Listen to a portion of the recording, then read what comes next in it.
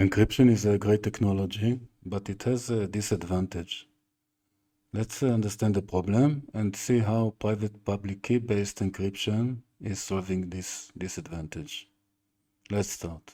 So our use case is the following. We have a command ship and we have two fighter ships. This is our fleet. The enemy is around with a submarine, and the enemy also listens with the intelligent antenna. And all communications inside our fleet is done by radio, so it is open air and can be intercepted by the enemy. So in the case the communication is not encrypted at all, everything, each command from the command to one of the ships, each response, everything is open air and can be intercepted by the enemy, either by the remote antenna or the submarine around us. So anyone can intercept the command, anyone can intercept the response. But there is another issue that anyone can fake a command. Because nothing is encrypted, there is no problem that the submarine would issue a don't launch command. This ship would never know if the command came from here or from here. There is no encryption. Anyone can just pick up the mic and say don't launch, which is a problem. When we add encryption to the story, everything becomes clear. Each ship has a encryption-decryption layer, either hardware or software. So we have these lines of encryption, and all of them equipped with the same encryption key. Okay, this is the encryption key. Any radio communication inside our fleet is not accessible anymore to our enemy. Okay, because it's encrypted. They can intercept the radio, but they cannot understand what's inside. But more importantly, not more, but at least as important is the fact that fake commands are out of the story now. This submarine cannot send anymore don't launch command to this ship because they don't have the key, they cannot encrypt, and the ship would never understand them because the ship communicates via the encryption-decryption layer. But there is a problem with encryption. In general, the issue is that all of the participants inside our circle of trust, they have the same key. Having the same key, all of them, key owners can encrypt the crypt commands and they can encrypt the crypt response. So they are equally powered, okay? Let's see where is the problem. It could be that now we have a fake command from within the circle of trust. Why would this happen? We don't care now. But technically speaking, because all of the participants in the circle of trust have the same key, they can not only understand commands, but also create commands. So it is possible that this participant would send a fake command to this participant, and this one would never know if the command came from the command or from the other ship. All of the members are equally powered. And this is exactly the semantics that private public key encryption is changing. Let's see how. So finally, PPK, which is encryption, but asymmetric encryption. First of all, it is encryption. It means the original circle of trust exists. We keep out all the unwanted guests, okay?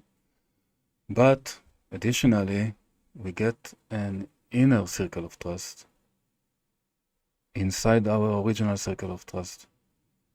Okay, let's see how it is materializing. The issue is simple. The command ship has a different key. It is called the private key. And the fighting ships, they have a public key, which is identical. Each ship has a public key, which is identical and derived from the private key. This is why it's called private-public key pair. There always a pair. Public derived from the private. Okay, if we would have more 100 ships, all of them would have the same public key. So what does it mean, inner circle of trust? It's very simple. Messages that were encrypted by the private key can be decrypted by the public key. But messages that were encrypted using the public key cannot be decrypted using the public key. So fake command from inside the circle of trust is eliminated. There is kind of trust inside the trust circle, the original circle. When this one gets a message and it can decrypt it, it means it was encrypted using the private key, which means it's a command sent from the command chip. If previously we said that this ship, when receiving a message, it knows that it was not coming from any other ship but the command ship. Now let's look at it from a different angle, which is practically to say the same. When this ship sends a message or encrypts the message, it has the guarantee that only the command ship would be able to decrypt. We said that public to public cannot communicate between them. So this is another direction of the same attribute that we discussed before. When this one is sending a message, he knows that only the command chip can decrypt.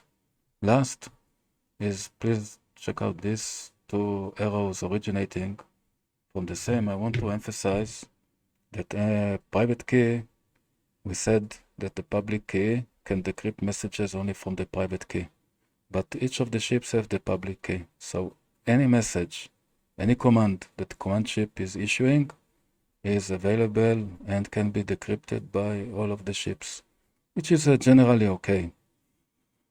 Still, the external circle of trust is still kept. No one from the outside can intercept. So we were using our example to finally reach this comparison table between symmetric encryption and asymmetric encryption. Okay, with symmetric encryption, we have the sender and the receiver. I'm using now server and client, not anymore command chip, to start relying this to the real world.